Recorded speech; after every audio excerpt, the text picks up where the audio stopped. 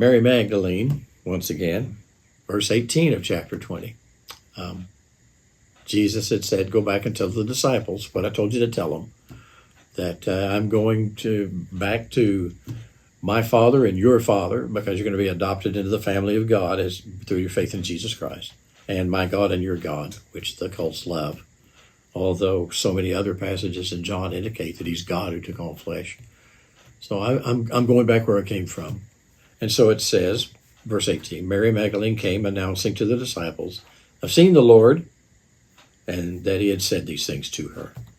Now, in addition to what she had said to the disciples, the other group of women had already met Jesus on the way, and he had told them, go tell the disciples that I've been resurrected and I'm going to meet them.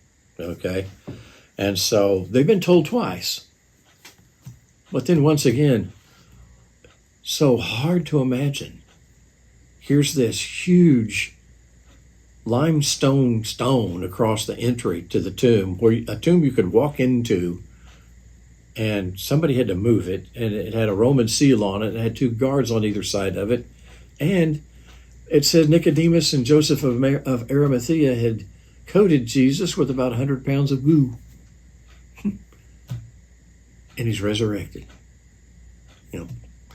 You and I, as believers, they were celebrating Easter before we were ever born.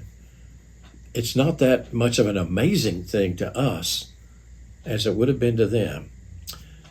In Luke's passage, it says, they returned from the tomb and reported all these things to the 11 and to all the rest. That's the group of women. Now they were, although she was by herself, Mary Magdalene and Joanna and Mary, the mother of James, also other women with them, were telling these things to the apostles. But these words appeared to them as nonsense, and they would not believe them. Yeah. So when we finally get to Thomas, would you cut Thomas some slack?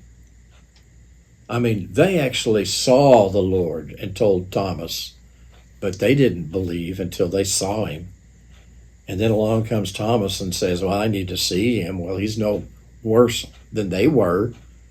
It's just his turn. And he says, well, I want to see the holes in his hands and the hole in his side before I believe. And they're going, well, Thomas, man, there's 10 of us here that, we saw him.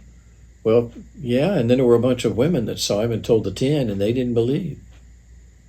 They were told on 2 separate occasions, once by Mary Magdalene by herself and once by that group.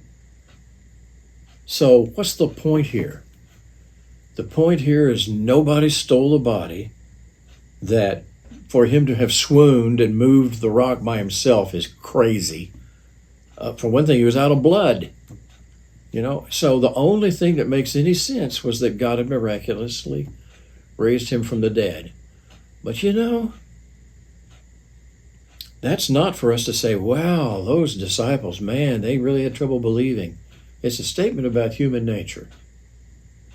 Notice once again, they would not believe them. It's like, I'm at the point right now that it doesn't matter how much evidence that you give me, I'm not going to believe. Way back in chapter 5, what Jesus said to the Pharisees, you are not willing to come to me that you might have life. Involved in faith is an act of the will.